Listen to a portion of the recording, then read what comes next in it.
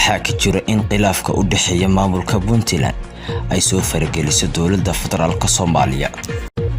4 December 2018 madaxweyne ku-xigeenka Puntland Cabdixakiin Cabdullaahi Cumar Cami ayaa madaxweynaha maamul goboleedka Puntland Cabdiweli Maxamed Cali Gaas ku eedeeyay in uu baalmaray habraaca magacaabidda guddiga khilaafaadka xilli uu sii xoogeysanayo khilaafaadka u dhaxeeya labadani mas'uul ee ugu sarreysa maamul goboleedka Puntland. khilaafkani u dhaxeeya labadan mas'uul ayaa soo shacbaxay kadib markii ay soo kala saareen guddiyo iska soo horjeedo oo loogu talagalay xalinta khilaafaadka xulista baarlamaanka cusub ee Puntland. waxa uu Cami sheegay in Cabdiweli Gaas lagu qancin waayay in wadahadal lagu dhameeyo khilaafkaasi. khilaafkani ayaa ku soo beegmay iyadoo ay muddo yar ka harsan tahay xilliga doorashada ee Puntland. wayne ku-xigeenka Puntland Cabdixakiin Cabdullaahi Cumar Cami ayaa loo magacaabay safiirka u fadhiya dalka Itoobiya 7 November 2019 gudoomiyaha baarlamaanka Puntland Cabdixakiin Maxamed Axmed Loobadaare ayaa xilka laga qaaday kadib markii ay iskhilaafeen madaxweynaha Puntland Saciid Dani. madaxweyne Dani ayaa dowladda ku eedeeyay in ay ku lug leedahay khilaafka u dhaxeeya isaga iyo gudoomiyaha baarlamaanka.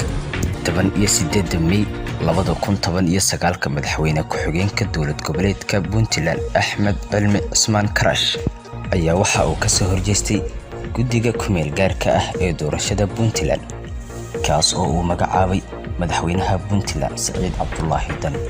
warqad uu soo saaray Karash ayaa waxa uu ku qaadacay gabi ahaanba guddiga ku-meel gaarka ah ee doorashooyinka maamulka Puntland. 14 May 2020 madaxweyne ku-xigeenka Puntland Axmed Cilmi Cismaan Karash ayaa qaadacay xilka qaadistii taliya ku-xigeenka ciidamada madaxtooyada Puntland kaas oo uu madaxweynaha Puntland xilka ka qaaday.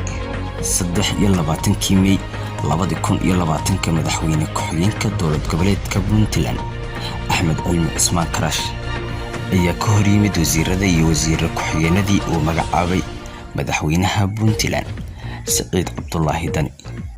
iyadoo khilaafka u dhaxeeya madaxweynaha Puntland Saciid Cabdullaahi Dani iyo ku-xigeenkiisa Axmed Karash maalmahanba la hadalhayay, labadani mas'uul ayaa khilaafkooda salka ku hayo kala lahaanshiyaha awoodaha maamulka ee labada mas'uul.